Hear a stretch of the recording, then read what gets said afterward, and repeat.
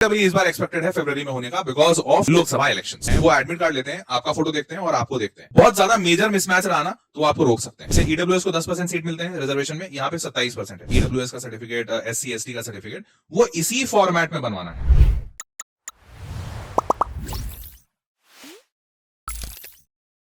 नमस्कार, आदाब, सत श्री अकाल और खुशामदीद। Very very good evening to all of you people. This is master DJ Harish Prem, जो कि आज बात करने आए हैं बहुत ही इंपॉर्टेंट मसले पे।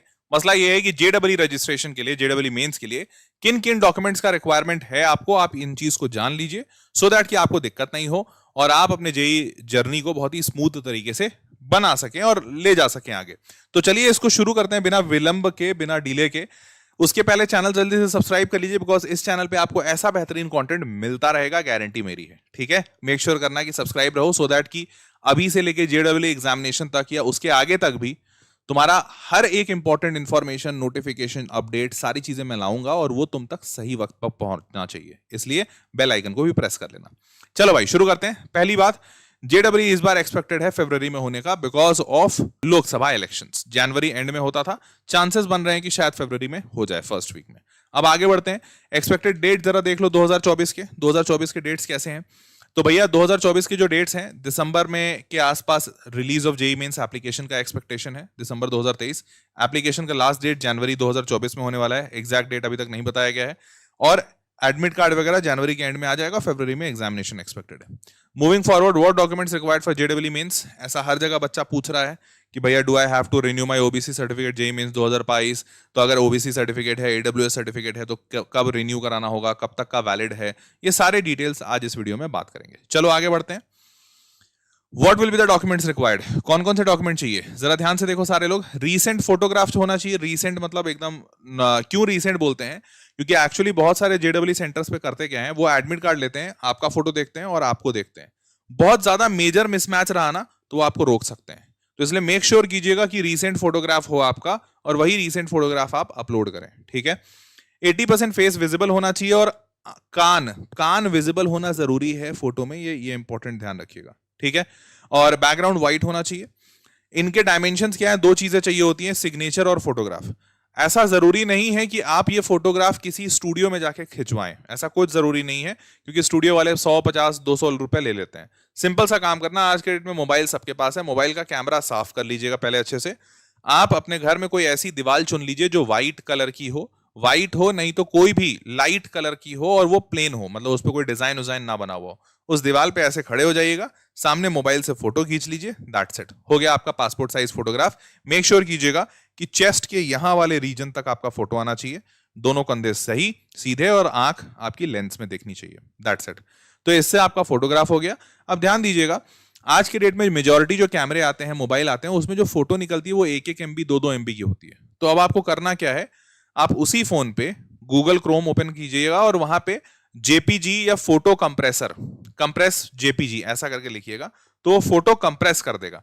फिर आपने जो फोटो खींचा है उसको उस पर अपलोड कीजिएगा, तब वो इस साइज में ऑटोमेटिकली आ जाएगा। देखो ये 200 KB के अंदर आना चाहिए, अगर साइज एक्स्ट्रा है ना तो वो अलाउ नहीं करेगा। ये सेम काम जो फोटोग्राफ में आपने किया, वही सेम काम आप सिग्नेचर में कर लीजिए। एक व्हाइट पेपर लीजिए, साइन कीजिए अपना, उसका फोटो खींचिए। फोटो खींचने के बाद वो आएगा 1-2 MB में, वापस जाइए जेपीजी कंप्रेसर करके या फिर फोटो कंप्रेसर करके, वहां पे उसको अपलोड कर दीजिए। अपलोड करने के बाद वो कंप्रेस कर देगा। इस साइज में आपका साइन होना चाहिए। ठीक है, समझ गए सारी बात? यहां तक हो गया आपका साइज और फोटोग्राफ। अब आगे बढ़ते हैं, कैटेगरी सर्टिफिकेट। तो कैटेगरी सर्टिफिकेट में आप जिस भी कैटेगरी से बिलोंग कर रहे हैं उस कैटेगरी का सर्टिफिकेट होना अनिवार्य है।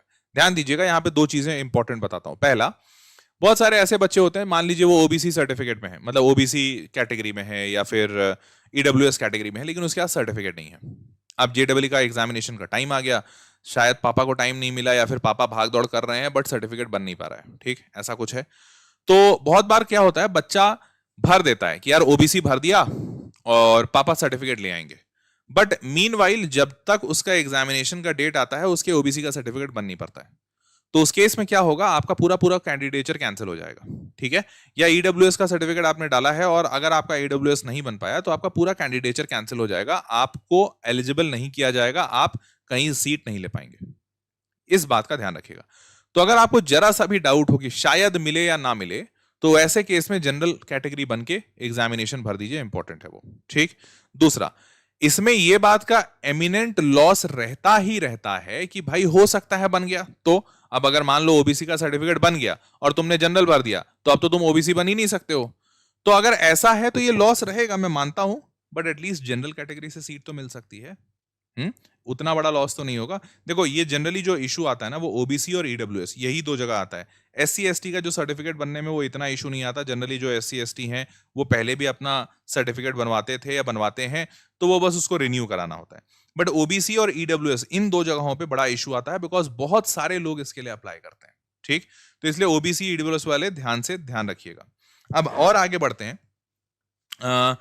एक और डाउट आता है यहाँ पे बच्चों का कि सर मैं अपने स्टेट में ओबीसी हूं, मतलब जैसे मान लो कोई बच्चा है मध्य प्रदेश में है, वो वहां पे ओबीसी में है, अब क्या मैं सेंट्रल में ओबीसी में आऊंगा?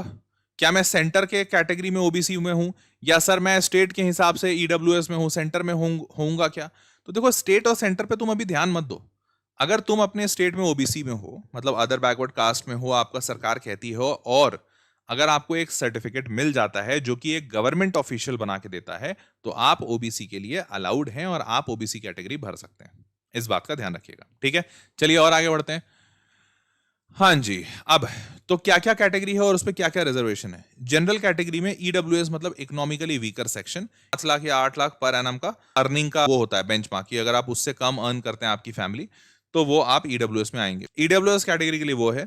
ओबीसी में एनसीएल है। ओबीसी में एनसीएल को 27, जैसे ईडब्ल्यूएस को 10% सीट मिलते हैं रिजर्वेशन में, यहाँ पे 27% है। ओबीसी मतलब अदर बैकवर्ड कास्ट। एनसीएल का मतलब होता है नॉन क्रीमी लेयर, मतलब ऐसे बैकवर्ड कास्ट जिनकी सालाना इनकम 8 लाख रुपए से कम की है, ठीक है, तो उनको ही ओबीसी का सर्टिफिकेट का फायदा मिलेगा। ऐसा कोई इंसान है जो बैकवर्ड कास्ट में है लेकिन उसकी सालाना, उसके माता पिता या उसके फैमिली की सालाना इनकम 8 लाख रुपए से ऊपर की है, तो उसको ओबीसी का फायदा नहीं मिलेगा, उसको हम क्रीमी लेयर कहते हैं, ठीक है। 8 लाख। ईडब्ल्यूएस के लिए भी 8 लाख है, ध्यान रखिएगा।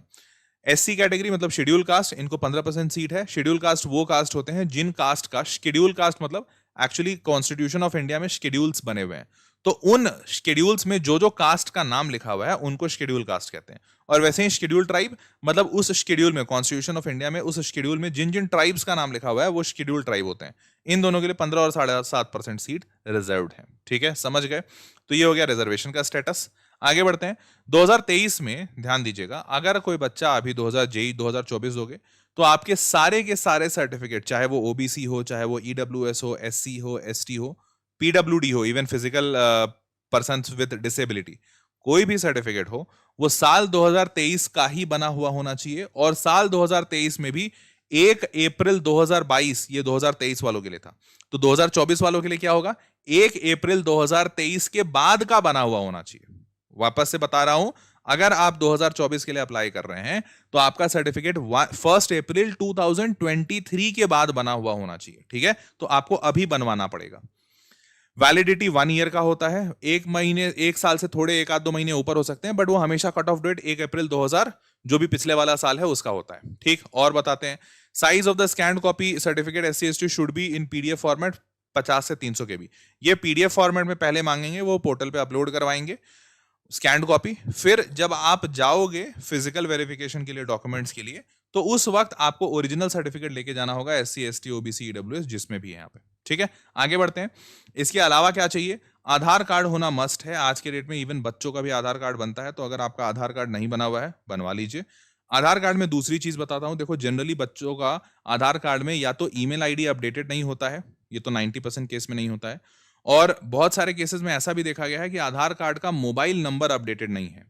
तो ये दोनों ही चीज में आप कृपया करके अपने माता पिता को बोलिए कि आधार कार्ड के डिटेल्स को अपडेट करवा लिया जाए, क्योंकि टाइम टू टाइम अब धीरे धीरे हमारा इंडिया डिजिटल हो रहा है एंड हेंस ओटीपीज आते हैं। तो जब ओटीपी आता है ना, तो आपको आधार वेरीफाई कराना पड़ेगा, और उस केस में अगर आपका मोबाइल नंबर नहीं दिया हुआ है आपको बहुत दिक्कत आने वाली है, ठीक है। सबसे बेस्ट तो ये होगा कि आप अपने आधार कार्ड में मोबाइल नंबर, एड्रेस और ईमेल आईडी तीनों सही सही करवाएं, ठीक। फिर क्वालिफिकेशन डिटेल्स के लिए क्लास 10th की मार्कशीट लगती है क्वालिफिकेशन और डेट ऑफ बर्थ के लिए। तो डेट ऑफ बर्थ के लिए 10वीं की मार्कशीट आपके पास होनी चाहिए, अगर आप स्कूल से नहीं लेकर आए। ध्यान रखिएगा, इसमें ऑनलाइन नहीं चलता। अगर कोई ऐसा बच्चा सोच रहा है कि सर मैंने ऑनलाइन डाउनलोड कर लिया था अपनी 10वीं का मार्कशीट, वो नहीं चलेगा। आपको ओरिजिनल मार्कशीट आपके पास होनी चाहिए 10वीं कक्षा की, ठीक है।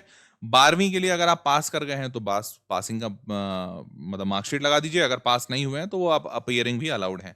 पेरेंट्स का इनकम डिटेल्स अगर आप ईडब्ल्यूएस वगैरह किसी में एलिजिबल हो रहे हैं तो, अदरवाइज नहीं चाहिए। और आगे बढ़ते हैं, जेडब्ल्यू 2024 के लिए मैंने ऑलरेडी डॉक्यूमेंट्स रिक्वायर्ड क्या चाहिए ड्रॉप ईयर वाले बच्चों के लिए वो बनाया हुआ है। अगर आपने नहीं देखा है तो इसको देखिए, बहुत ही बढ़िया सेशन है। ठीक, और आगे बढ़ते हैं। अब ध्यान दीजिएगा, जब भी जेडब्ल्यू का जो भी नोटिफिकेशन आता है, जो पूरा का पूरा ब्रोशर आता है उसका नोटिफिकेशन का पीडीएफ, उसमें ऐसे ऐसे सर्टिफिकेट दिए रहते हैं। तो आपको जो अपना सर्टिफिकेट बनवाना है, मतलब ओबीसी का सर्टिफिकेट, ईडब्ल्यूएस का सर्टिफिकेट, एससी एसटी का सर्टिफिकेट, वो इसी फॉर्मेट में बनवाना है। आपको कोई दूसरा फॉर्मेट नहीं पकड़ना है, आपको किसी वकील के पास नहीं जाना है, कोई सरकारी इंसान से किसी से नहीं बनवाना है। आपको यही चीज प्रिंट आउट करानी है। ये जेडब्ल्यू के ब्रोशर में रहता है, हर साल वो लोग रिलीज करते हैं। यहां पे आपको अपना डेट, अपना नाम, पिताजी का नाम वगैरह वगैरह बाकी सारे डिटेल डाल दीजिए। जो ऑफिसर होंगे, जो अथॉरिटी होते हैं, जो साइनिंग ऑफिसर होते हैं, वो बस अपना नीचे में डेजिग्नेशन, साइन और सील लगाएंगे कि भैया मेरा नाम ये, मैंने साइन किया, ये रहा मेरा सील, और वो हो गया आपके लिए वैलिड। क्लियर है, समझ गए? तो ये चीज आप डाउनलोड कीजिएगा जब जेडब्ल्यू का नोटिफिकेशन आएगा, या फिर आप पिछले साल के जेडब्ल्यू के नोटिफिकेशन से डाउनलोड करके इसमें साइन करा के अभी रख सकते हैं कि भैया मेरा ओबीसी का सर्टिफिकेट हो गया, मेरा एससी एसटी का या ईडब्ल्यूएस का सर्टिफिकेट हो गया। क्लियर है, समझ गए? आगे बढ़ते हैं। तो इस तरीके के मैंने सबका डाल दिया यहां पे, जैसे ये है income and asset certificate, EWS के लिए सर्टिफिकेट है, ये है आपका ओबीसी के लिए सर्टिफिकेट है, फिर ये है आपका एससी एसटी का सर्टिफिकेट। तो तीनों सर्टिफिकेट यहां पे डाल दिए हैं, पीडीएफ फॉर्मेट में आपको मिल जाएगा। चलिए, दैट्स ऑल। तो मेरे नन्हे मुन्ने बच्चों, आपको जेडब्ल्यू मेंस के लिए इतने डॉक्यूमेंट्स को अपने हाथ में रखना है।